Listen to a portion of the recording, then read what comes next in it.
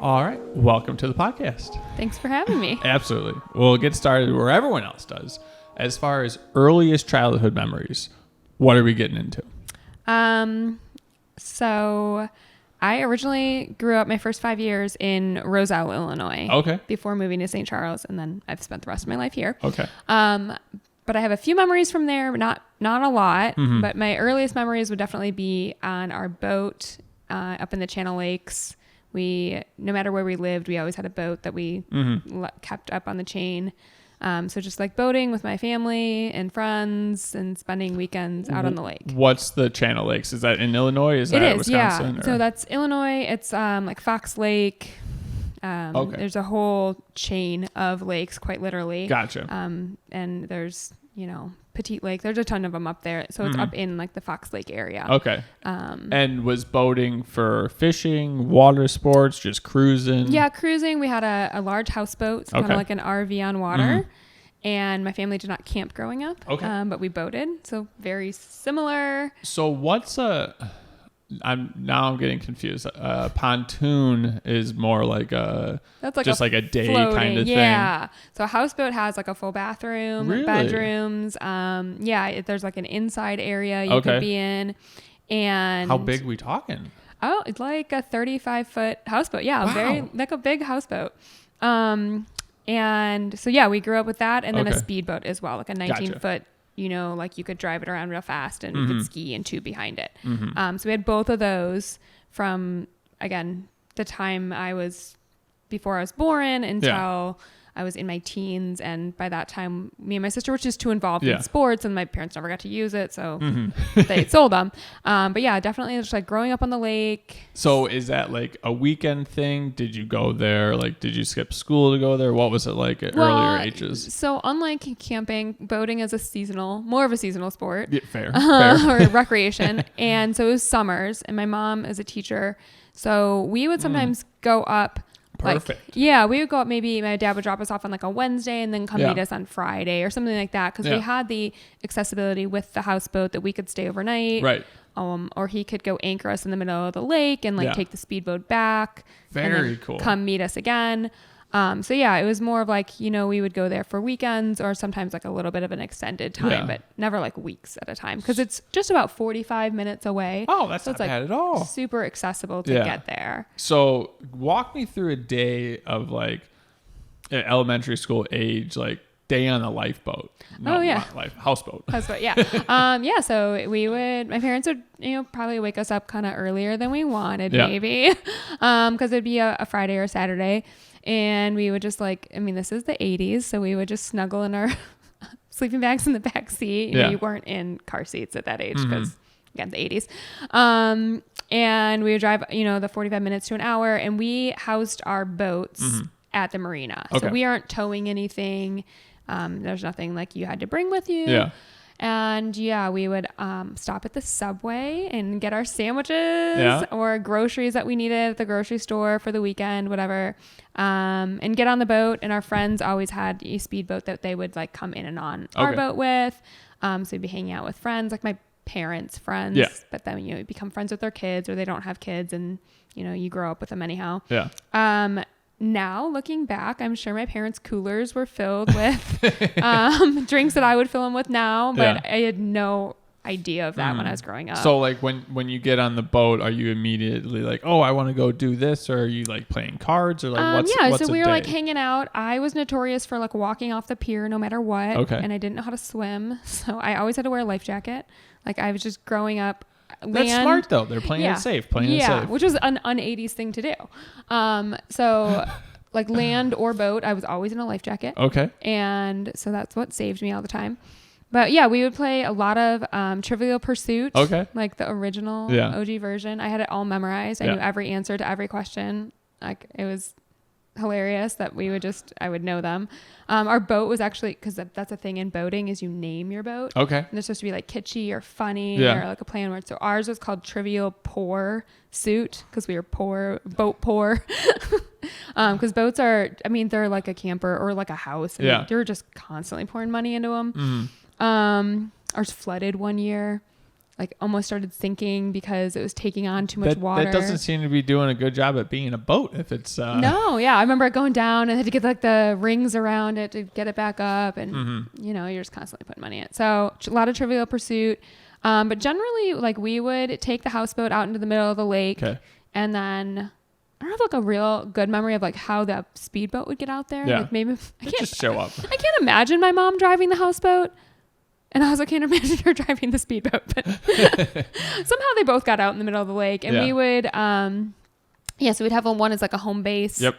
And like a calm part of the lake. And then the other one we'd cruise around and ski and tube. Yeah. Go to the sandbar and play some volleyball. You know, just like you would just chill on the lake. Yeah. Or we would anchor and just like hang out in your tube all day. So that sounds like a beginning of a movie if it was like staged in like the 80s or 90s. Yeah. Just like going out on the houseboat, we'd land, we'd go play some volleyball. Yeah. Looking back on that, like how do those memories make you feel?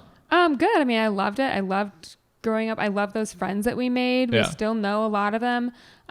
Friends that we grew up boating with that did not live in St. Charles at the time, but just always boating friends. They've actually moved to St. Charles and they've met my family. Yeah. And I've gotten to meet theirs because they were sort of like, obviously significantly older than me, but about 10 years younger than my parents. Gotcha. So they didn't have kids at the time. Yeah. But now they do. So it's fun to see them like as a parents or, you know, going to be grandparents. And so that's really cool to like reconnect with people that they watched me grow up. Right.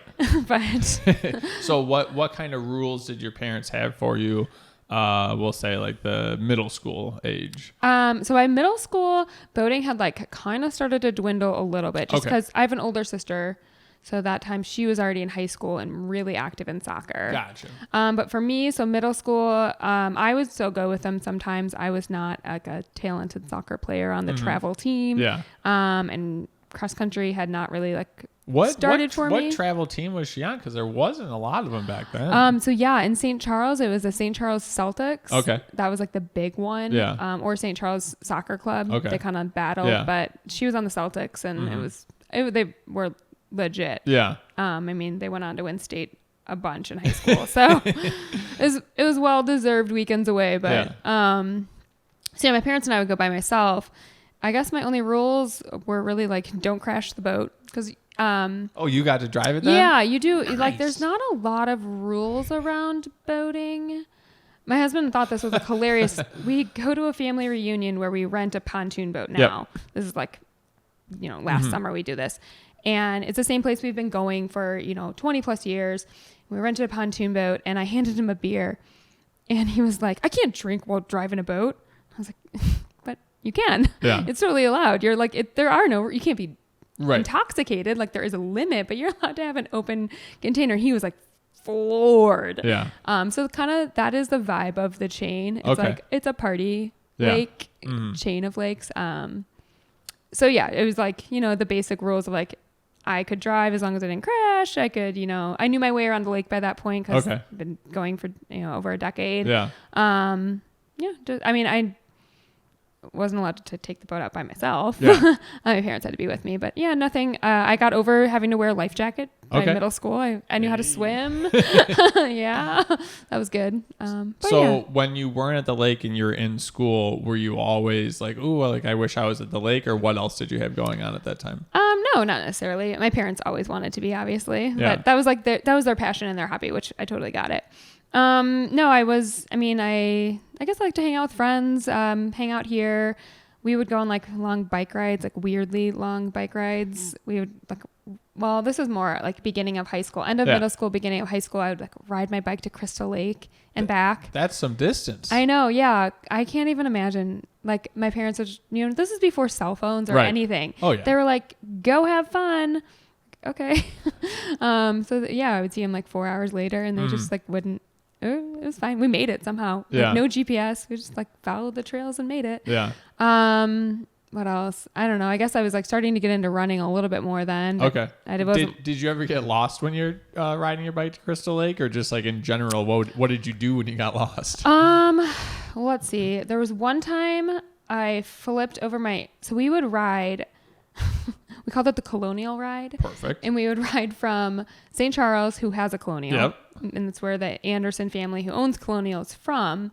So I didn't know that. Yeah. So we have like the OG Colonial here in St. Charles. Okay. But we would ride all the way up to Crystal Lake and go to their Colonial for like, I don't know why. And so then we're riding back, but we just like eating like pancakes and all the like, a lot of food that teenagers can eat. And I flipped over my handlebars and I got sick right away. So everyone's like, oh no, she's hurt. And like something's wrong. And I flipped over my handlebars. I might not have been wearing a helmet, which is like so unsafe. Yeah. Again, I'll blame my early 90s on that.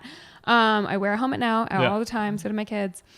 But I had to then walk my bike back. And all the guys I was with, they were like, peace, see you later. Yeah. And they just like left me. And so I walked my bike back to the Colonial because I had no other option. Like I didn't know anything. And I had to call my parents and they had to come pick me up. It was like so embarrassing. But yeah, I mean, you just had to figure it out. Yeah. So were your parents upset that you got injured, or like how did they respond to? No, my dad was just like, you idiot. Yeah. And he came and picked me up. I mean, they felt bad, but I wasn't seriously injured or anything. I just like sat outside the Colonial and super bored, but that's what you did. You didn't have an option. So they figured it out. Yeah. So going into high school, did your parents set expectations for you as far as like school wise, or like what direction they wanted you to go in, or how does that look? Not necessarily. My sister was setting kind of the tone. She's again 3 years older and she's on this like amazing soccer team and she is like salutatorian of her class and in every honors club. And I am not that level of anything. So, there wasn't like a pressure to be her, but there was like a surprise, I think, from a lot of like the other teachers that I wasn't. I was like, well, I'm me. How dare you? Yeah. I think the difference was that when I say we collectively, like my parents were as surprised as I was, as surprised as my coach was probably, when I made varsity cross country my freshman year. Okay. I was like one of the top 7 runners and we went to state and we got second. And that was like a big deal, a good team to be on and like the only freshman. So like that's kind of where I like leveled out. Like, gotcha. Well, I didn't get straight A's, but I can run. Look at this. I got this little category going for me. Yeah. So were you running before freshman year? Or? I ran in 7th and 8th grade in the middle school cross country team, but not serious. Like, I ran well. Yeah. I thought I was like pretty good for middle school, but I wasn't winning races. I wasn't like a standout necessarily. I was good on our team, but I wasn't even necessarily like the top runner on our team always. So, it was like a bit of a surprise that high school went well. How did you pick cross country? Was that something your parents put you into, or you just saw? No, I went to 7th grade is when you could start sports then. Okay. So I went to 7th grade volleyball tryouts and my arms really hurt. I'm not good at like taking that kind of like sharp pain, which is hilarious because I'm an endurance runner or like a lifter. Like I can do that kind of pain, but like somehow that sting, I was like, no, I don't want to go back. And my parents were like, okay, well, what do you want to do? Because, like academics isn't your thing maybe. And so I chose cross country. My dad had run cross country in middle school and high school. Was not a standout. Like that's, even saying that is like hilarious. He was not a good runner and that's okay. Yeah. But he hadn't run like since high school and he was in his 40s at that point. So he took back up running actually. Oh, that's fantastic. Yeah. So he didn't want me running by myself. Yeah. Smart. Yeah. By the time I got to high school, I did start actually like running on my own rather than just with the team on like days off and things. And so he would run with me and he got back into running then and ran several marathons. So that was cool that we like transitioned together and did that. What was the conversation around like physical health, mental health, or just like eating at your household? So we never had any like boundaries around what we could or couldn't eat, but I would say that my parents set like the tone with the food they brought into our house. Yeah. So we weren't like a packaged food family. We were very much like a whole food ingredient, but there was never like a boundary around. Like I was notorious for bringing like a bag of pasta noodles to cross country meets and like just eating it. And then parents would never shamed me or like, don't you think that's a few too many carbs? Because it was. Yeah. But I never got like talked to about it. If I wanted to change something, then my parents would talk to me about like why I wanted to change it. Okay. But it was never a thing. I was never like a rail thin runner. So I don't think they ever worried about like nutritional deficiencies with me. And no one on our team was actually. That's fantastic. Yeah, it was nice. We were a very healthy, strong team. That's very surprising for girls cross country, especially. Yeah, I would say things took a shift probably like right after I graduated. Okay. As far as like what the scene looked like in high school. I think college was already getting to be that way, and it was starting to trickle downward. Gotcha. There were definitely some girls, as there are boys at any age, but it was the minority at that point. Yeah. And then in college, it was a bit of a shock. Of like, this was actually reality, and wow, lots of girls live this way. So going through high school, as you saw you were doing well in cross country, like, was there a lot of self-talk and like proud around that, or like what was going on there? Well, my freshman year was my sister's senior year, so there was a lot of like sisterly pride. Yeah. We weren't very good friends necessarily at that point. We're a lot closer now that we're older and mothers together, and she actually runs now too, so we have a lot to talk about. But there's a lot of like cross sisterly pride. Like I would wear her soccer jersey on game days, and she would wear like my cross country shirt, not my jersey, because people don't wear that. But you know, she would wear like a little tight. Yeah, my shirt. Well, okay, so also in the 90s, we wore like really baggy things, like baggy cross-country uniforms. Like the things they wear now, I'm like, oh my gosh. Built for speed. Yeah, we would never wear that. But yeah, so we would like have a lot of pride around each other, or like me going to her games and she coming to my meets, things like that. But otherwise, no, like cross-country is not like a real showy or cool sport. Yeah, unless you're in Oregon, maybe. Yeah, but like, no, you're not like walking around like, oh, I mean, and we were good. We won state twice while I was there and got second and fifth. You know, we're not walking around like, I'm on the cross country team. Yeah. No one cares. Or like even track, like no one cares. Yeah. I would say my sister and I are much closer. And when I was a freshman, I think she was a senior. She's 3.5 years older than me. But we definitely fought for an extended period of time. I believe it started around the time that I learned how to say no to my sister. And my mom said, like, you guys were inseparable. She was your favorite, or you were her favorite. And then you started saying no to her, and then things went downhill from there. So what was it for you and your sister? What do you think was going on there? We were just so different. Like she would get in trouble for staying up late reading, and my parents like could not get me to finish a book. It was just like, I was like, I don't know why you stay up so late reading. Yeah. It's like weird. I would like, you know, play my cassettes and I would stay up late doing that, but just not the same interests. She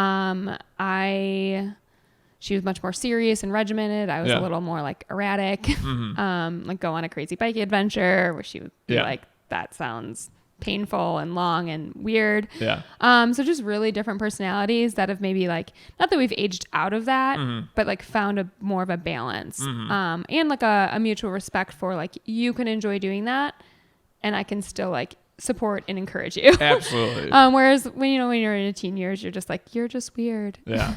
Also like, I think being the 3 years apart and being the same gender, like going into high school, finding our social circles and having some overlap there. Okay. Maybe not being as welcomed, you know, like, oh, your freshman sister is maybe coming to the party. Yeah. Like that was a big no. Like, you are not invited. You are not hanging out with my friends. I was like, okay, it's fine. So there, you know, some of that too. Like, whereas that then aged out as we then found different in our own social circles. Yeah. What was it like did she move out after her senior year? Yeah, she went pretty close. She went to Northwestern, so she was 45 minutes away in Evanston. Okay, so what was it like being the only child at home for those couple of years? I don't remember it being that different. No? Okay. Yeah, just because we weren't like super duper close. Yeah. And because I had just gone through middle school while she was in high school. Then we had that 1 year together. But again, like, we were just so busy too. Like I think about how did my parents juggle that? No wonder they got rid of the boats. Yeah. Because, you know, if we weren't at cross country practice, we were at a soccer game. And if we weren't at a soccer game, we were at piano lessons. And it was just like we didn't do that many things, but like it does just add up. So I understand how they kind of like lost their passion. Yeah. So yeah, it didn't feel that different other than like it was just me. Mm-hmm. So it was like everything was about cross country instead of splitting it between soccer and cross country. Gotcha. But she was close enough that she didn't come home all the time. Right. But I could go up there for a weekend, or nice. She could come home if she needed to. So Mm-hmm. it wasn't like a huge Gotcha. So it shift. sounds like if you went up there may have been some partying going on. What did the party scene look like? Yeah, I mean, she was in a sorority. Yeah. And so that was something I had never been exposed to. I didn't go to parties in high school. I would like to say it was because I was like too cool for that. Yeah. But I think I just wasn't cool enough. I mean, I'm just not included in that circle, and that's for the best. Yeah. But yeah, so I would hang out with her, and I got a view of what college was going to look like. Yeah. If I went kind of the path that she was in, which was like a sorority, club soccer, but also like really high level academics as Mm-hmm. well. I mean, she's a biomedical engineer, so like she was A little something. studying really hard stuff. Yeah. And would have fun on the weekends, which was fun, and got to meet some of her friends, and got to see a style of school like in a more intimate way than you do maybe on like a weekend visit. Right. And ultimately Northwestern did, like, it was one of the schools I looked at, and Okay. I knew I did not want to go there, but Yeah. mostly just because she was already there. And Gotcha. it's a small school. I didn't want to like have high school happen all over again. Right. So when senior year comes for you, how do you pick what school you're headed to? A pros and cons list, of course. Mm-hmm. And again, this is my parents were really involved in helping me choose. They did not sway me one way or another, Okay. but they helped me to kind of understand and make a more mature decision. Because if it had just been up to me, I would have gone to University of Oregon because they're good at running. Yep. And not really thought about like where I was going to be on that team. Nowhere. Like I just wouldn't have made the team. Yeah. And where that would have set me up academically, Gotcha. which not that it's not a great academic school, it is, but that time I didn't know what I wanted to be. Mm-hmm. I still don't, I guess. So they helped me kind of like just look at some different things that might help me decide, like, do I want a big school? Like we looked at Indiana. Mm-hmm. Okay. So that's like a much larger Yes. school, or something like Notre Dame. Okay, but Notre Dame is like a very religious school. Is that something that you want? And so like spend a night there and see what that's like. And ultimately I ended up at Wake Forest. Okay. A good deal away from home, Mm-hmm. which I wasn't necessarily needing, but I did appreciate a new landscape. Yeah.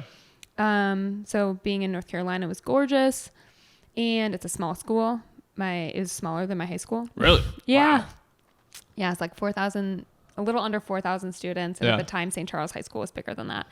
So yeah, I graduated with fewer kids in my college class than I did my high school class. Mm-hmm.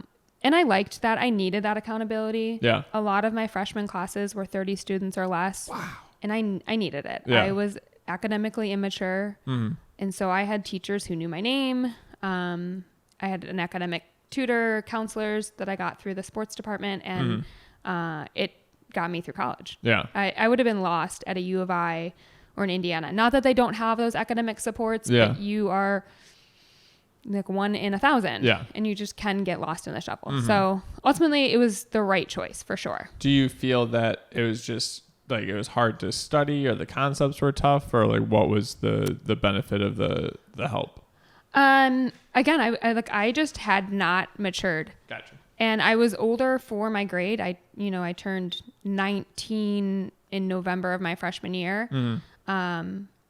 But I just don't think like everyone matures at the same Right. time. And that generalization that girls mature earlier didn't play out for me.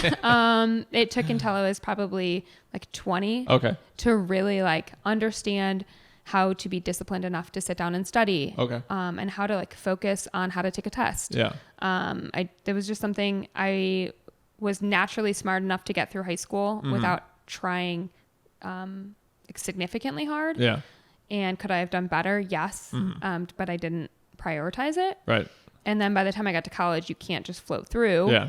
And so I had to get some skills in place. So the tutors helped me to sort of like manage my time between like practice, parties, and academics, and get me in with teachers that would understand or work with me. So there was just a lot of like parenting that happened, even though I was away at college and my parents weren't with me. Yeah. So it was nice. What did college cross country look like compared to high school?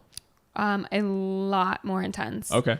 And I don't know that this would be the case for every high school team or every college team, but my high school team was a team. I mean, it was so special. There was a lot of girls on the team, but it was a team sport. We were very connected. We all cared about each other. That doesn't mean we were all like best friends, right. But even the girls you didn't care for, or, you know, you weren't best friends with, you wanted her to win, right? Because it meant the team won. You wanted her to do well. You pushed her to do well. She pushed you to do well. And so there was always that team aspect.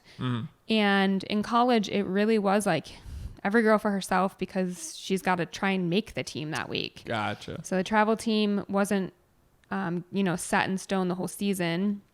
Like week to week, the coach would put a list up in the locker room about who was going. Really? And so you'd be like, am I on the list? Am I not on the list? Do I want to be on the list? Yeah. Do I want to get so you had to show up and practice. And then sometimes that derailed you from racing well because you were trying so hard in practice. Right.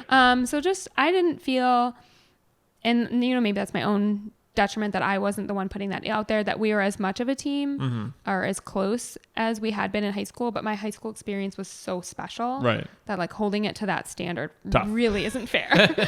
And it was just way more intense. I mean, it's a longer distance. What's the distance compared to high school? So high school, when I was in high school, my freshman year, we were 2.1 miles. Okay. So short. And then my sophomore year, we went up to 2.3, I think, and then 2.5. And then by the time I graduated, it was 3 miles. Okay. So like it was a slow transition. And then college is 6K. So it's like 4.5-ish. Okay. So it's longer. Yeah. It doesn't sound like a huge difference. And the longer the distance, the better I am. Yeah. I'm not fast. Wasn't fast. Still I'm not fast. So that played in my favor, but just like the intensity of it, it's, it's just a new intensity. Like I remember my freshman year just getting dropped on a run, like hardcore. These seniors, juniors, upperclassmen, whatever, were like, okay, freshmen. And my coach was like, yeah, well, I give her credit. She went for it. I mean, she failed, but she went for it. And I was just humbling, like, oh man. So what kind of pace were they're going at? We didn't have GPS watches. We just had the standard clickety clicks. I don't know. I mean, I'm sure we were fast. Yeah. I have no idea. That's interesting because training must have been, how did a training schedule work?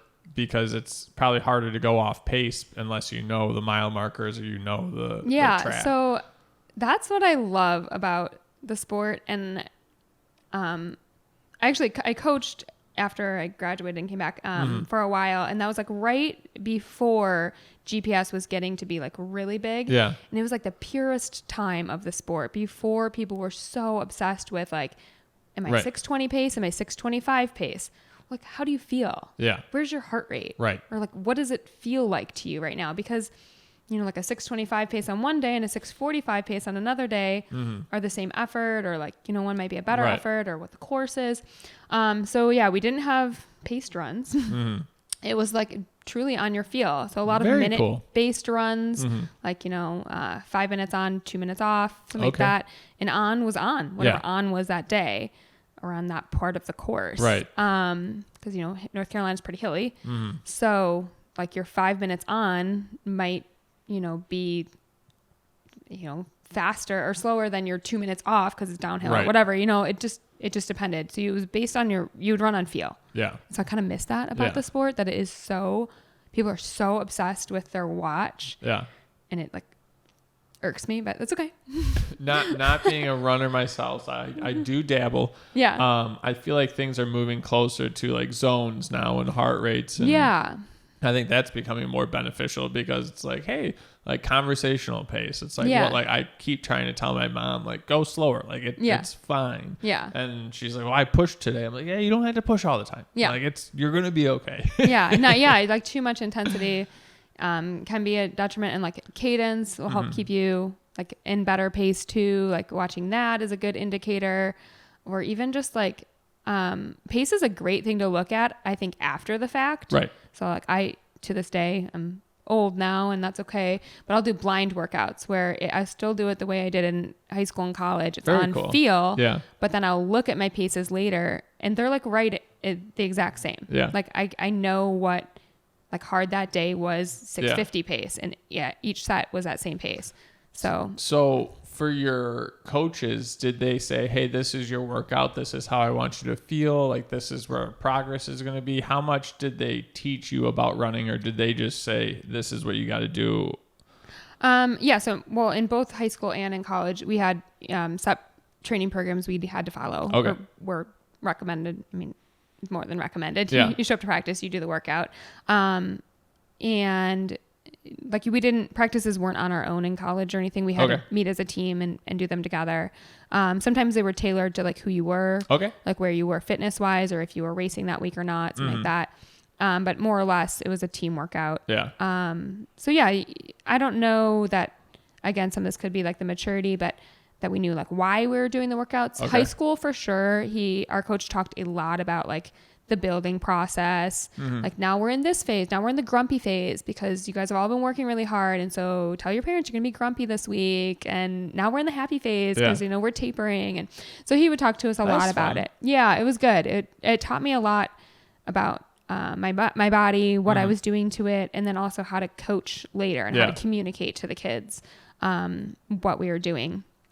And so that set me up well for college, kind of understanding what each workout was about, like a speed workout versus a tempo workout. Yeah. Because like one is much more intense than the other, and they shouldn't feel the same. Right. They shouldn't be the same pace. Yeah. And, we did go to the weight room. I don't think it was explained to us like how important that was because none of us took it seriously. Yeah. Whereas now if I could go back, I'd be like, we need to be in the weight room every day. Yeah. Because it helps running so much. Absolutely. But just didn't take it seriously then. So sorry, college lifting coaches. You were so good. So you mentioned nutrition into college was way different. What did you start seeing? So again, really fortunate. Our team was a pretty healthy team. Especially when I got there, we were like a healthy looking, healthy eating, balanced team. And because it is something that, again, I refer back to like my parents definitely, while they didn't like force me to go one way or another, they gave me like questions to ask. Like, you really need to watch how the girls are eating at dinner. And I was like, I don't even know why I would look at that. Like, I've never watched how someone eats. That's a very good question. Yeah. And so it was weird for me because I had never been exposed to that, but they were trying to protect me as far as like things to take note of. If you like notice a girl's not eating, like maybe ask coach about that. Like what's going on? What's a team environment like? So our school, Wake, was really good about health. As I was there, there were, incidences of girls having severe eating disorders. Yeah. There were weigh-ins that were not appropriate. Weigh-ins to make sure you were under a certain weight or over? She just wanted to know your weight. Like you had to know. Then it did get to a point where if someone weighed too little, then they weren't allowed to compete. And there were some things that went on there too that were all like very shady. So were they just pounding a bunch of water before the weigh-in or what? No, like weighting people to, like with quarters and things like that. Really? Like, yeah. So like just, and I don't know, maybe that is part of the sport. Maybe it's not. I don't think it should be. And maybe it's changed. I really hope it has. And this is a very small incident. Right. I would not say that like went over our whole team, but it was obviously part of our team culture that there were girls who were definitely struggling, and our coach didn't necessarily stop it. I wouldn't say that she encouraged it, but she wasn't the first to like step in as a mentor or a mother and make sure that wasn't happening. So was there no discussion, or so the thought from the coach was the lighter you are, the better running economy you're going to have, or the better it's just going to be easier. That's the thought. Absolutely. And I can understand like there must be a really hard transition for going into college. Right. Your nutrition is totally changed. You no longer have like the guidance of your family or your parents to sort of like set boundaries around your meals. You're now in this like cafeteria that's not necessarily the best food. It's not the worst food, but it's like Chipotle is right there. Okay, I'll eat that. In your cafeteria was Chipotle? Yeah. Oh man, that's fantastic. Yes. Or Qdoba is actually I think what it was called, but whatever. One of the same. Yeah. Hopefully I don't get canceled for that. They are not the same, but pretty much. The style of food. Yeah. And there's a soft serve machine, and then there's parties and things like that. So I understand like the balance of needing to teach like proper nutrition, and there is truth to like your running economy, the more like muscle and strength that you have versus, what extra weight you might be carrying, but it's not skinnier as faster. Mm-hmm. And also for females, hormones matter a little bit as well. Just a little bit. Just a little bit. Yeah. So again, the culture in the early 2000s when I was running, was, I think between 2000 and probably 2010, I hope that was the worst that they ever saw. Okay. And that it has improved. I know a lot of the women who are from my same generation of runners have recently come out with books about their college experience, and it mirrors my college experience, except for like the level at which we ran. Right. And it's a little bit eye-opening about like what it meant to be a female athlete at the time. So how did you handle not falling under that trap? I ate a lot of ice cream. I like went the other way. I was like, you want me to weigh a certain amount? I'm going to just gain more weight. Yeah. So yeah, my freshman and sophomore year, I definitely struggled with gaining weight, and it, might have influenced my performance, but not to the point where I got cut from the team. I maybe didn't perform as well in college as I could have based on my high school potential. But at that point, I'd also a little bit like lost my heart in it again. And my team was kind of my inspiration in high school. And I just didn't have like that drive to go on a 15-mile run by myself. Yeah. So it was different. If your race was only 4 miles, why is the 15-mile run being thrown in there? I have no idea. I was thinking about that. I'm like, we're training for a marathon. Like the longest we would race is 10K in track, which is 6.2 miles. I don't know I would go on such long runs. Yeah. And like, we would run 70, 80-mile weeks. And I think that's a lot. Well, I don't think we needed to run that many miles. Yeah. But to be at that level, like maybe you do. I don't know.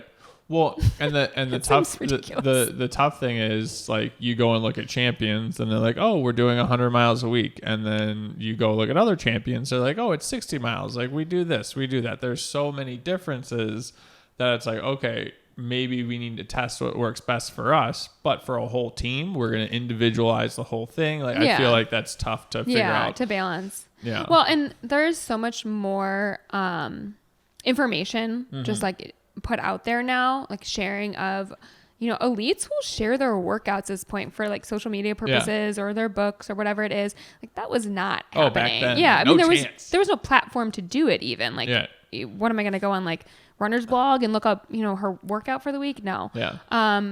So yeah, like just the flow of information has, I think, changed everything in a really good way.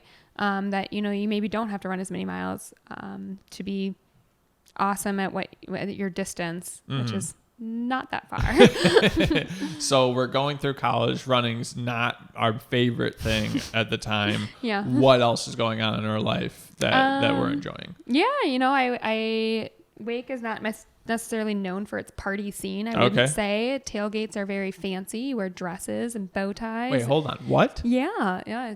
In the South, you dress up for tailgates. So you had to wear like a dress. I didn't do it that well. And oftentimes I just skipped that part. I was like, I can't do this.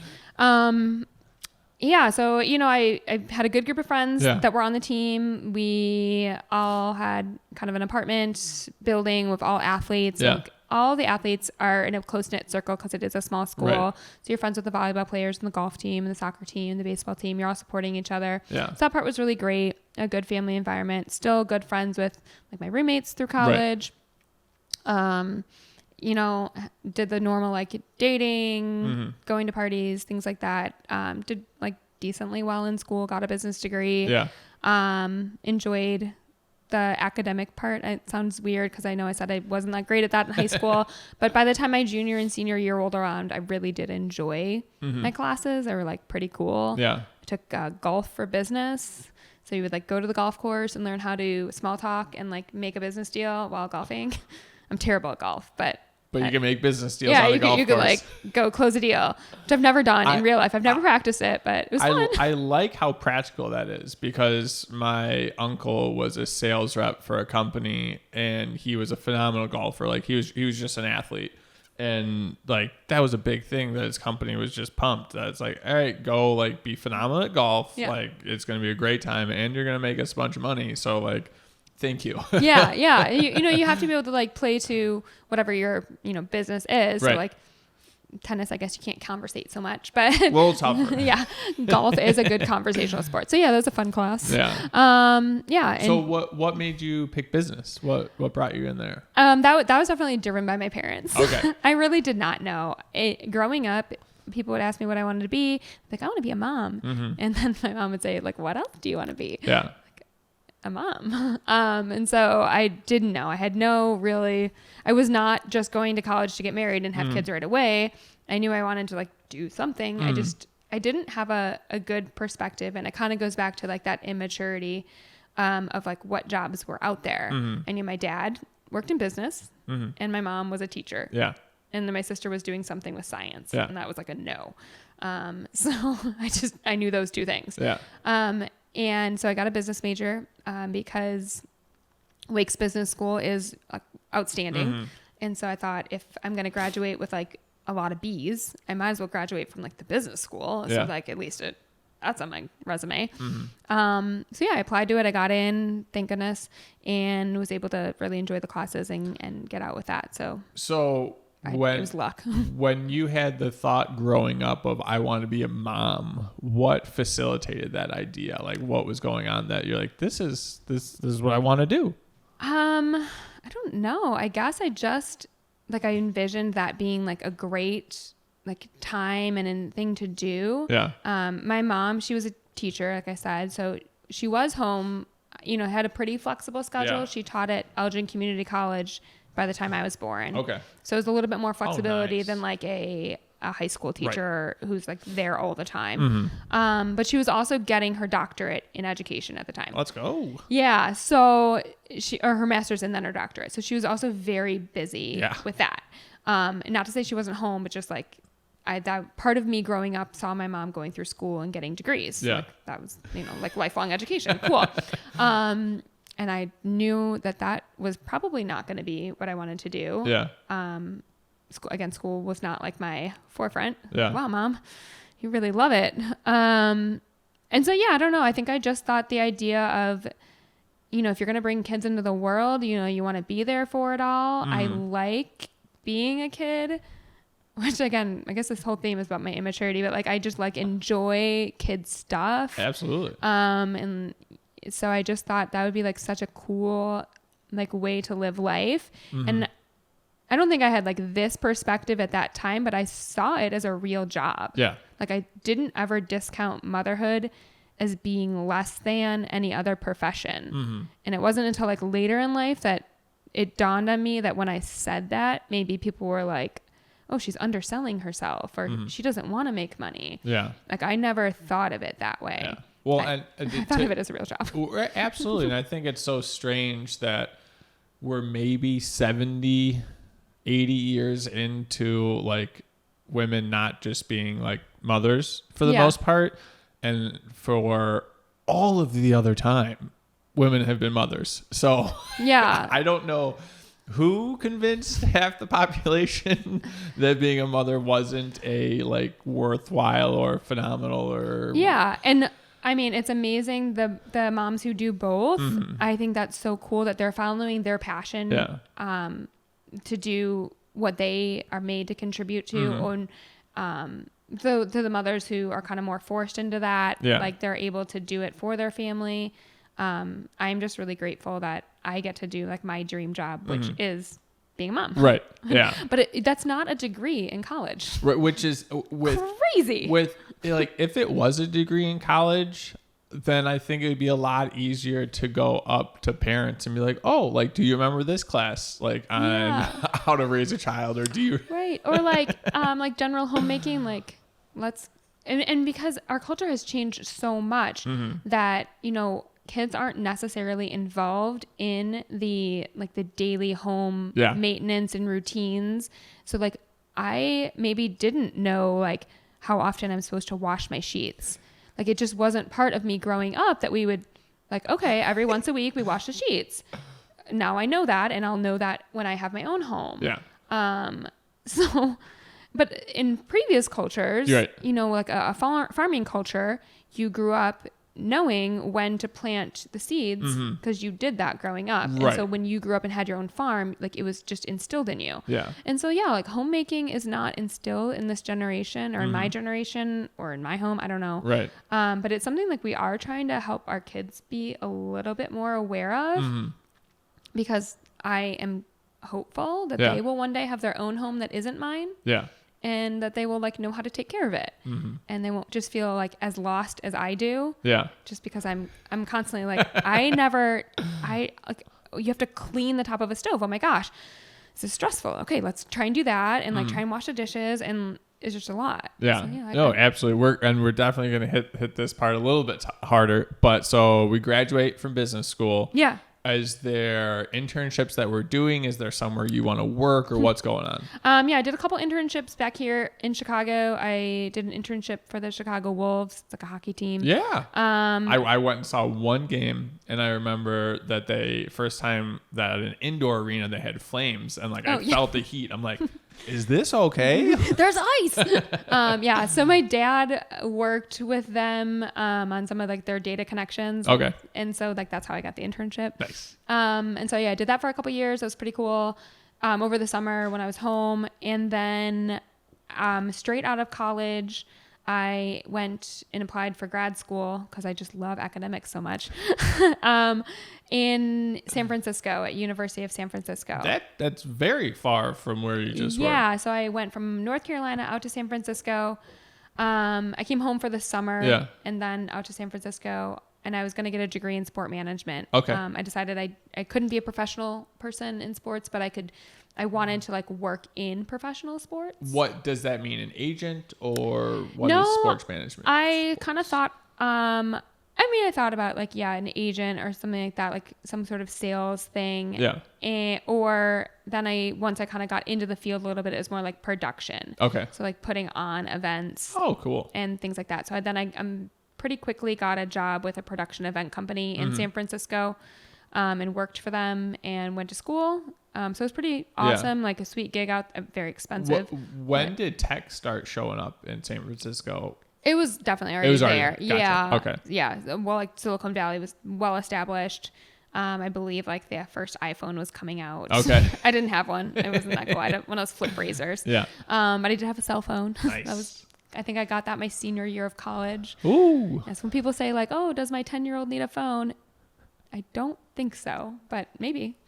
So I was in San Francisco. I was actually only there for about 2 years, 2004 to 2006. What were you living in? A studio apartment, renting, or with friends, or? I lived in an apartment in a not terrible, but next to maybe a less than desirable neighborhood. What's the cost of rent? So this is in 2004. Okay. I lived in a studio apartment with my then boyfriend. Yeah. So we were splitting this cost because it was just like unmanageable. We paid $1,500 a month, which I know that doesn't sound like much. That's still a lot. Oh yeah. Okay. I was like, it probably doesn't sound like much. I thought we were going to be in the triple digits, but. No, yeah, $1,500 a month. Oh my Lord. Yeah, so we were right across from the Fillmore, which is a super cool music venue, a small music venue.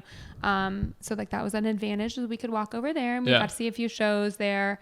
But yeah, we did have a garage space, which was like unheard of. His Jeep went in there, and the probably most unreasonable thing I ever did was drive my Land Rover out to San Francisco. Like I had to replace my brakes within a year. So stupid. do not have a big car like that to parallel park in the streets of San Francisco. Just a couple of hills going on as well. So ridiculous. I'd been there for 9 months and I was like, my brakes are crunching. But again, lesson learned. So 2 years, then we move out. Is it because another job opportunity? No. So my dad passed away in January of 2006. Oh, sorry to hear that. Thank you. And then by July 2006, I came home. Okay. I wanted to come home. I didn't finish school out there, but I just didn't want to stay. Yeah. Like I wasn't really as impassioned about my work or my things I was doing. I think we call that depression. If someone was putting a label on it. If you were thinking about it in hindsight. Yeah. And my boyfriend at the time was also from the area. And so, I mean, he had moved out there for me. Gotcha. He had found a job that was great. He was doing like big things in sports writing. It was really cool. He got to follow like the Barry Bonds when he was going for the record. And that was in San Francisco. So it was super fun. So we waited that out actually. Because he was writing about that still. And then right after it was over, we came home to the St. Charles area, Geneva area. And I've never left since. But it was good. I'm glad I came home. I came home at the right time for me and like the rest of the things that would happen. Maybe not like the most ideal circumstances. Like, do I wish I finished the degree? I don't know. Like, I don't think I needed it to do anything I wanted to in the rest of my career. But it was a really cool time of life and I enjoyed the experiences that I had. And then I lived in California for a few years. Yeah. So when we move back here, what are we looking to get into? So at that point I was like, well, I tried business. Yeah. And let's try teaching. Cause I still wasn't ready to like settle down and have that family and be a mom yet. So when you say you weren't ready to settle down and be a mom yet, like what were the things that were causing that? I was 24. Okay. Again, I had matured since high school and college, but that wasn't necessarily like, ready, like financially, emotionally. Love to be a mom, but not right now. Not yet. So I immediately like looked at the high school that I went to, St. Charles East High School, and they had an opening for assistant cross country coach. Okay. And I was like, well, I mean, that seems pretty kismet. Let's see if I can get it. Yeah. And I did. It's like barely an interview. They're like, oh, you're an alum and you did really well. Yes, you may definitely join our staff. And I'm like, I don't even have a teaching degree. And like, that's okay. We'll figure that out. All right. Oh, so as somebody that is working with the kids, you have to have a college degree or pass a test. But I wanted to be in the building. Oh, okay. So you also wanted to do school. I was like, let's figure this out. Gotcha. So I was a teaching assistant and then a long-term sub position opened up. Okay. And so I took that for the rest of the year. Yeah. So I had my own classroom. I'd never taught before. As a sub, you get your own classroom? Yeah, it was your own classroom. They really figured it out for you. They did. Yeah.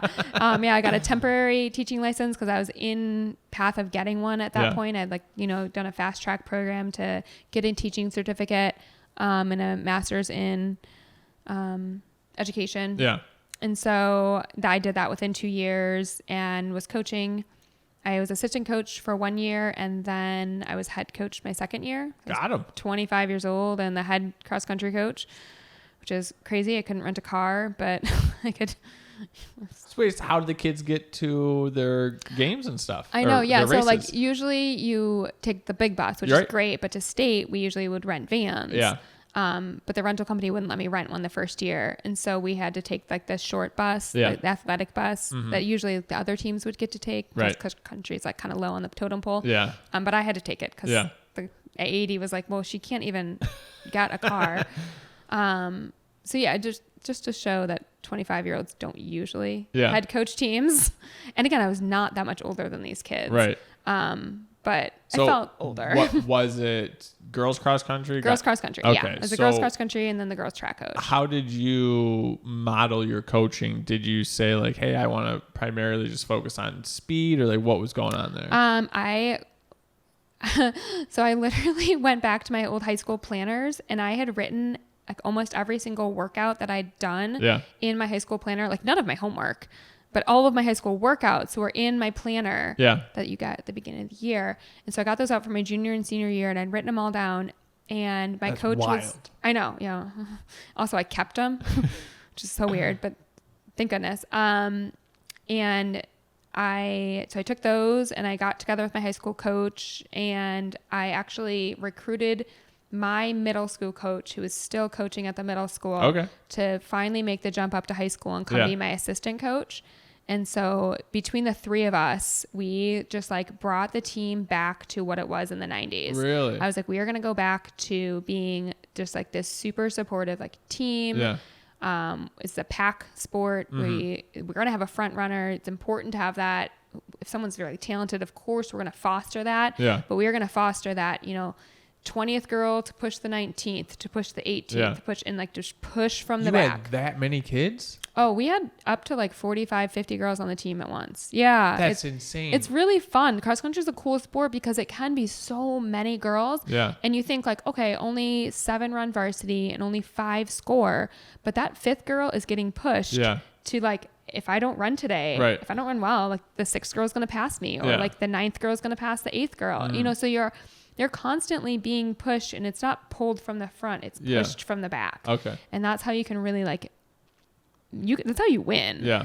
It's like your 2 through 5 that really, if they can clump together, not to be nerd out, but anyway, we did a really focused job on like bringing back that spirit. Yeah. And we had this thing called the ugly stick that you carry up when you get your awards, and the team t-shirts, and just the goodie bags, and all of like the tchotchke stuff. Okay. That really sort of masks all the hard work you're doing. Gotcha. It's like, you run really hard, but you play really hard. And we did it. It was great. Yeah. And it worked. While I was there, I'd only coached maybe 8 years.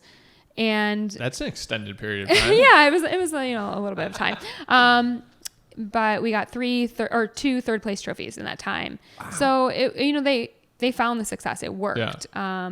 And it was a fun time to be part of the sport. And I knew that things were changing. Yeah. I could see already parents were starting to have different priorities about what they wanted their daughter to learn in sport or in high school, or not just daughters, kids in general. Parents' involvement was getting to be a lot more. I was grateful for the parents that I had supporting me. Yeah. But I could see a shift happening. Yeah. And it was not for the better, I don't believe. Yeah. And I really hope that things have transitioned, or soon will. Unfortunately, I've had a lot of teachers on, or friends that are teachers. We went to Starved Rock, and it is not getting better. And it's interesting because for her, it seemed to be less interaction with like the parent to child interaction. There wasn't enough interaction there. But then when the parent would come in to talk to the teacher, it's, hey, what are you doing to your child? And she just wants to say, you don't talk to your child. You don't interact with your child. Your child doesn't have basic understandings because of when you brought her to me as a kindergartner, like they didn't have these basic skills, and you're the common factor there. Yeah. But like she can't say that right, yeah. as a teacher.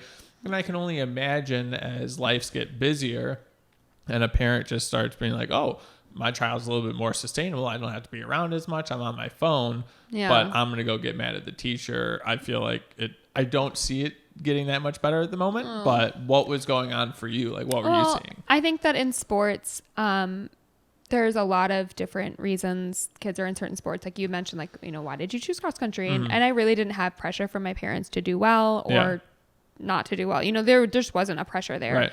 Right. But that's not the case for every family. Gotcha. Unfortunately, I would like to say like kids are not miniature versions of their parents. So like don't try to live out your dreams through your children, academically, athletically, whatever it is. Yeah. So I would see a lot of that. Like, well, I did this in cross country, or I did this in sport, and like this is what they should be doing too. And even going back to like, my high school coach really explaining the whys of workouts and like the building of a season to this high point to then you're going to taper and be really strong and fast at the end. So like we might be running sluggish in the middle of the season because we're on the varsity team, and our JV team isn't because they've got their last meet coming up, but we don't. We still have 4 more weeks. Yeah. So I'd be like, well, she was only 2 seconds behind. And, people think of it as like such a black and white sport of like, it's just time based. I'm like, okay, but what I'm seeing in training or, like she did 10 hills versus she did 15 hills. Yeah. So like, there's these factors and she's stronger. So there's just a lot of like parent coaches. Mm-hmm. And, I had girls quit the team mid-season just because they didn't like how I was coaching. I am sorry that happened. I wish it hadn't. I wish they'd like seen it through, but at the same time, I wouldn't change anything. I won't say I wouldn't change anything. Again, I was 24, 25 years old. There are obviously some immature things I'm sure I did. Yeah. But as far as like how I handled, choosing the team or choosing who went to what races, things like that, I feel like I did a really fair and consistent job at that and chose the best team for each year. Yeah. And so I am really proud of that. Like I did, hopefully be a good model of both sport, like athleticism. I'd run with the girls, do all the things, but also like maturity and like a mentorship for the team as well. Cause that was just as important to me. Yeah. The number of girls that went on to run in college was not as important to me as the number of girls who still loved running. Yeah. Or still loved themselves. And, I was also a big proponent of like healthy eating. Like we eat for fuel. Yeah. We eat for fun. Yeah. Like fun is part of why you eat. Yeah. Because it's enjoyable. Like it's good to like have a good conversation and enjoy pasta together. It's okay. Yeah. And not in an indulgent way, but just like modeling healthy eating as well. Well, and I think that's incredibly, I wouldn't say easy. It is easier to tell athletes to eat for fun and eat for enjoyment, eat for fuel. And then you have the average child nowadays that sits at school for 8 hours, maybe has just walking gym or no gym at all. Yeah. And then they go home on the bus and then they go play video games or whatever it is. They don't have any sport. And like you want to talk about healthy eating, but then it also needs to be a healthy lifestyle. So yeah, I think for athletes, it's such a positive. Like for myself, I've always played sports and I don't have the best relationship with food, but I have a very good relationship with like working out and moving and things of that nature. So it's I think for girls especially, like it's nice to have that baseline of just movement. And I think that's helpful. You're moving your body, you're working hard. I also remember like that water bottles weren't a thing then. No. And we're not talking like that long ago. I feel like Nalgene bottles were really the first things to pick up, and that was maybe 15 years ago. Right. So this is like 2008, 2012 ish, and having the girls carry around water with them, and they would like get in trouble in class or like, like Miss Heffron, my teachers won't let me use the bathroom. I'm like, they won't let you use the bathroom. Like, what is going on here? Like, you're drinking 90 ounces of water a day. You're going to need to go to the bathroom. Yeah. Like, this is insane. But yeah, like it's starting to instill that like water habit, which was like never talked about before. Like they couldn't believe I'm supposed to drink how much water a day? So just like even that habit is so new to culture. It's crazy to me. And I've always been a big water drinker. So that was, I don't know. Well, I mean, like life-changing. My grandparents, in their later years, as we tried to get them to drink more water, they're like, I don't drink water. I'm like, what do you mean you don't drink water? And it's just like, well, we have Diet Coke or Coke, or we have our hard liquor, or we have ice cubes. Like that's come on. We got ice cubes. We drink coffee. Yeah. Coffee has got water in it. Like, no. So when we kind of see the painting on the walls, not as enjoyable being a teacher or a coach, what's our next step? Are you trying to get out for a couple of years, or you're just like things need to change? Yeah. So I met my now husband in the spring of 2012. Okay. And I'd already had kind of a rough year. What's a rough year like, if you don't mind? Oh yeah. There were just a lot of incidents with parents, claiming certain things about how I was choosing the team. And what like, do they think you're doing? There was like one incident of like I was being racist because I brought a black girl to run on the team instead of the white girl. I mean, how dare you pick someone that was better? It was like most uncomfortable. Like, Yeah. I can't believe this is even happening. Yeah. But that's okay. And I wish them peace. And I hope that they're probably don't even remember the incident as much as I do. Because it was, me and mine. Right. And there was a pretty big shift in the athletic department going on as far as like there's a new athletic director and he's still there and he is wonderful. I only worked with him for a year. Yeah. But just like, shift and transition can always bring uncertainty. Yeah. And I just didn't feel as stable in it. And like I said, like the classroom, maybe I was a business and a special ed teacher. I had a lot of preps. That's to no one's fault other than like the business department wanted to offer the classes that they could to fill them. Right. So, I could be teaching up to like 6-7 different classes in a year. And that's a lot. That's a lot of different classes. That's a lot of work. Yeah. And so it's not like, I'm teaching English 2 a bunch of times and that I've, I'm in my 9th year of teaching and I've got this figured out now. Yeah. Like every year I'm like, okay, I'm teaching computers 2 and I've got to like learn the new technology and, it's just, it was a lot of transitioning. But I would say the major tipping factor would be meeting my now husband, and him just noticing like every Sunday I would have a stomach ache and every, like at the end of a break, I would not feel well or I'd get the sniffles. He's like, I think you might have like anxiety about going back to school. Yeah. And I was like, no, no one gets that. No, I definitely did. Mm-hmm. So by September of 2012, we'd been dating like 6 months. I went to 1 week of school and I turned in my resignation to my principal. I said, I'll finish the semester. I'm not going to bail right now, but I already know, and I'm going to give you like 5 months to figure this out. I'll coach through the rest of the season. I had not. That was very nice of you. I mean, I wasn't there to like bail on things, but I did want to make sure that like I didn't leave them hanging because it is semester long classes. So like you've got to fill second semester. I had kind of already known in the spring because I didn't sign my track contract. Okay. And they held the position. He's like, you're going to sign it. You're going to come back. And I'm like, you need to fill it. I'm not coming back. I'll do cross country, but I'm not going to coach track again. And so I did that. I coached the cross country season and I hadn't told anybody. It did get leaked like right before the conference meet, which again, who cares? Who's leaking this stuff? Like it doesn't, it doesn't matter. But in the moment it felt like so dramatic, like Miss Heffron's leaving mid-year. Yeah. And like there was a lot of rumors and like, oh, how scandalous. Nothing happened. I just wanted to hang out with my boyfriend more and like find something that I could, like do the better. Cause teaching I would get there ridiculously early. Yep. And so I'd get there like 5:30, 6 in the morning. Yeah.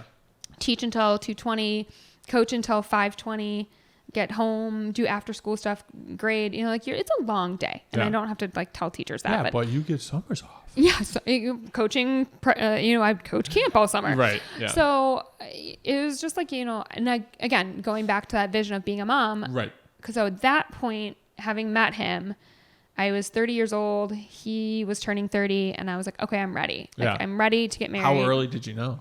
Oh, like right away. Yeah. Yeah. Like pretty much, I would say within the first 2 months of dating. That's awesome. Yeah. I knew that I wasn't going to date somebody unless I wanted to marry them. Yeah. Like I just was kind of over it. Yeah. Dating for fun was not. Like I would have never done one of those apps just because that was just not an interest of mine to just date to date. So yeah, I knew pretty much right away. I think he did too. It worked out. Yeah, it seems to be going well. Yeah. And so I resigned officially in January of 2013 with like no real plan. Okay. And I applied at Dick Pond Running. I wouldn't talk to them. I was like, hey, this is my experience. I've been a runner for a long time. Yeah. Would you be willing to like hire me? And I was so grateful that they took a chance.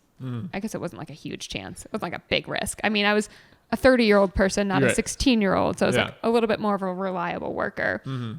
And I brought in the team because they're like wanted to come see like Coach Heffron at the running store. And so, like the team would always come and say hi and do all the things. Yeah. And I had a big connection to all the other teams in the area too. So that was nice. And I worked at Dick Pond for like the next 4 years in different stores and different things. But it was so great to like just seamlessly transition kind of back to like my original sports degree. Right. Like now I'm working in a running store and then I managed a running store. And so that was pretty cool. What did your physical pursuits look like at that point? I was running with the girls. Yeah. I had run a couple marathons while coaching. Yeah. I wasn't necessarily training at all. I would just run with the team. Yeah. Turns out you can run even a marathon off of just like 6 mile long runs. Yeah. Because the girls. Don't tell anybody. Yeah. Shush. Secret. Yeah, but no, I wasn't doing anything for myself until I started working at Dick Pond, just because I had limited time. Yeah. And my focus was always on their training schedule, and then I would get in whatever I could. But then once I was at Dick Pond, it was kind of nice. I had to sort of open up my own schedule a little bit, or do the training runs with the store. It's like, we're training for this marathon. Let's like do these workouts, and I would do them too. It was a good way to get to know the customers, and they see you so vulnerable. Right. They're like, oh yeah, she like means what she says when those shorts are the ones you want to wear, or like whatever it is. So yeah, I started definitely training a lot more at that point. Plus I had a lot more free time. So that when did you start doing CrossFit So that was around that Elburn, same time. That was like 2011, like right before I met Kevin. So I was doing like the fit mama, even though I wasn't a mom. Yeah. Which is like so awkward.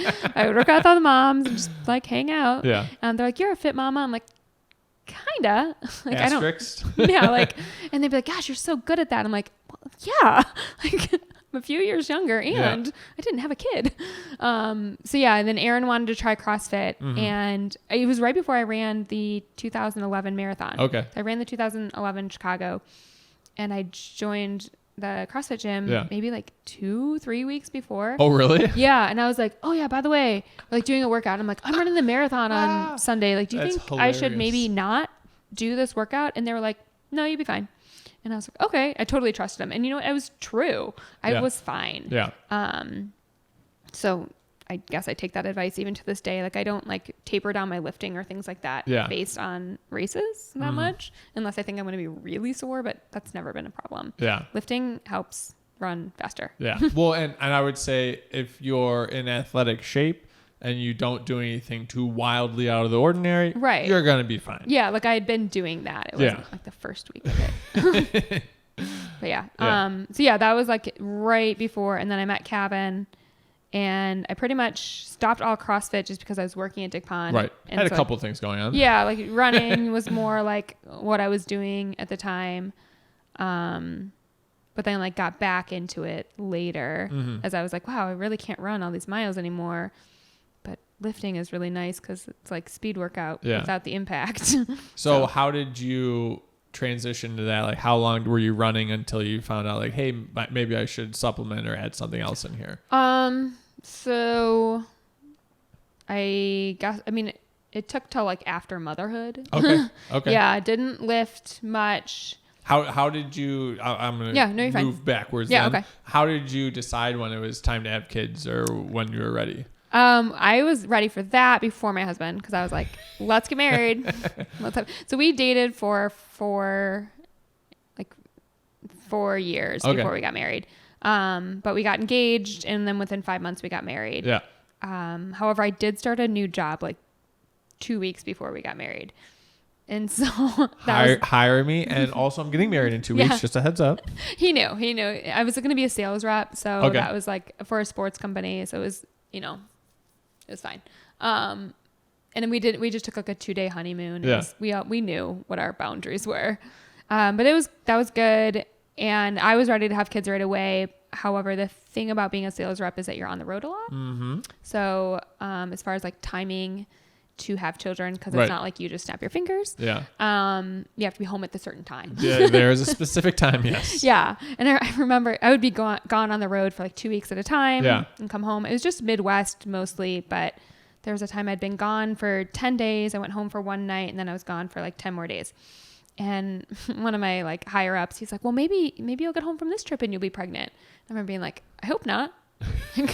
That'd be terrible. It's like not even possible, but like, and he's like, yeah, that's right. Yeah, you probably shouldn't. Mm. So it took a little bit of finagling there. Actually, ironically, I went out on a trip, and my agency I was working for at the time was dismantling. Okay. So what were you guys selling, or what was the agency? I was working for an agency where we sold like various running accessories. Okay. So it's all like, I had a brand of socks, a brand of light up gear, a brand of like Body Glide. Okay. It's like, 6 or 7 different accessories that you would go into run specialty stores and sell. So it's nice that they only have to work with one person for like all these like tiny little sales, but they add up, which is cool. Yeah. So they were dismantling to then kind of like meld into a bigger group. And I wasn't going to get a job with that bigger group because I already had somebody in my area. I was like, oh, bummer. But I did have like kind of some backup options going on. But anyway, I went out to this trip and I called my husband. I was like, by the way, I'm coming home without a job. He was like, okay, cool. Because I went in today and I also got laid off. So the same day we were both like, okay. That's impressive timing. Yeah, it was really cool. He was working at Motorola at the time. He'd been there for 12 years. And it was just like when Motorola was, rapid fire, like boom, boom, boom, everyone's gone because we don't even have a business anymore. So we were both off from work from Thanksgiving until New Year's. We both had secured jobs in December. The first week of December, we both signed contracts for new jobs, but no one starts their job in December. Okay. They're like, start in January. January 4th is your start date. Yeah. And so we just had this like very safe time. We had some time. And I started then my job pregnant. Yeah. So I felt real bad. Got it. Yeah. Like, so sorry. I did not know for the first 2 weeks. But I quickly figured it out. Yeah. Like, oh my gosh, I'm not running as well. I don't feel as good. And I got really sick on a road trip. Yeah. I'm like, something's up. So then I told my boss that I was pregnant. He was so excited for me. Wow. It was really nice. I worked for a great company at that point. I was a rep again for, it's called Amer Sports. They own like Wilson. Nice. Yeah. And that's like their main brand. Yeah. But they also own Arc'teryx, Solomon, and Sunto is who I was representing. Those are some big brands. Yeah. So it was really fun. I would go into like small specialty stores, but also like REIs and train people on how to use the brands. So it was cool. Super fun company, really generous, a cool team. I unfortunately only got to work for them for 9 months because then I was getting bigger and bigger. Yeah. That was a fun transition. They all got to watch my little baby grow. And then I had my son in September and I fulfilled my lifelong dream of becoming a mom full time. So leading up to those 9 months, had you previously been looking at like how you wanted to raise your child, like what type of options, like what was going through your head? At that point I was running regularly still, and I knew I still wanted to like be strong and athletic. People were like, oh, should you be working out so much? And I was like, yes, I should definitely be working out. Always coming from the people that are also in very good shape and still working out. Always. Totally. Always the people. The number of comments you get, well, you won't, but my wife definitely has. Yeah. When you're pregnant, should you be drinking that Starbucks? Well, it's milk, but thank you. Yeah. Should you be drinking dairy? Oh my gosh, leave me alone. So I worked out a lot.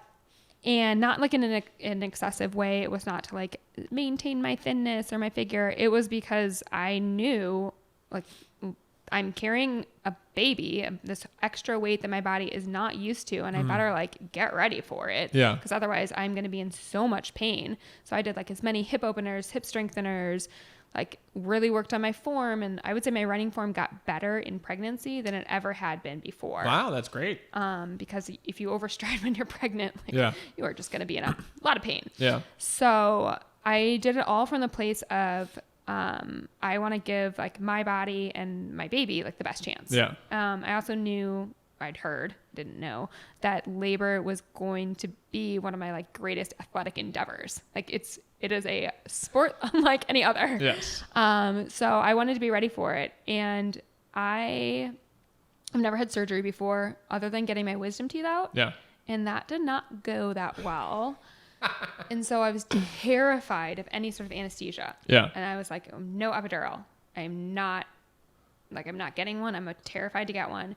And my sister had also had an unmedicated birth. And so I was like, I got this. It's possible. I got this. Yeah. If she can do it, the non-runner, I can totally do this. So I did a lot of research. My husband and I went to classes about like a natural childbirth, which kind of led us then on the well, what else do we want to do? Right. Like, I hear that, you know, if I feed the baby myself, we could maybe like save a lot of money and a lot of time washing these like bottles. So, like, let's go that path. And so then I'm like, what else can we do? We also then cloth diapered. Also inspired by my sister, who, again, the sciencey part of them was like, save the environment. Yeah. And so, you know, I'm like, if they can do it, we can do it. Yeah. So got cloth diapers and she was supposedly done having children at that point. So she gave me a lot of stuff too, which was awesome. She had a surprise, but that's okay. So for the first one, I got on like that whole natural childbirth, cloth diapering, breastfeeding, all the things. And then also just like, as much as I did read baby books, I was also like, no, like I don't think that they need to be like watching these certain things or like doing these certain things. We both just try to like what are they up to, or like what feels right for us. And more I noticed that when I was outside with my newborn, because newborn is like a little bit crazy, we were better. Yeah. We're always better outside. And he's a fall baby, like end of September. So it gets cold pretty fast. Yeah. So I immediately like got one of those jackets you can wear over, and the baby's head sticks out. And we took a lot of outdoor naps, and just like tried to sort of follow just like what made us feel best.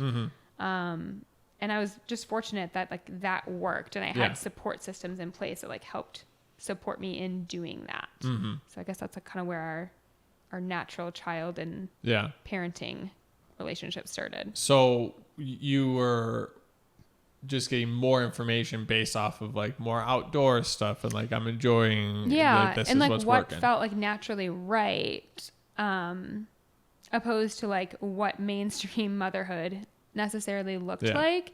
And I was really lucky to have a group of friends that were very supportive. Even if they did things like a little bit differently, they were always like, that's so cool, that works for you. And I'd be like, that's cool that works for you. Like, you know, we are different families, so what is gonna like be a priority to us is different. Like we took our son camping at 8 months when we felt like it was warm enough for him, and they were like, that isn't something I would do, but that's so cool for you and your family. And like, I never got backlash from that inner group of friends. That's great. Yeah. And we're still friends, and we're still that same way. We're very different, but we're also like super similar in the right way. Where did the camping come from? Because I know you did a lot of stuff on the boat. So how did the camping?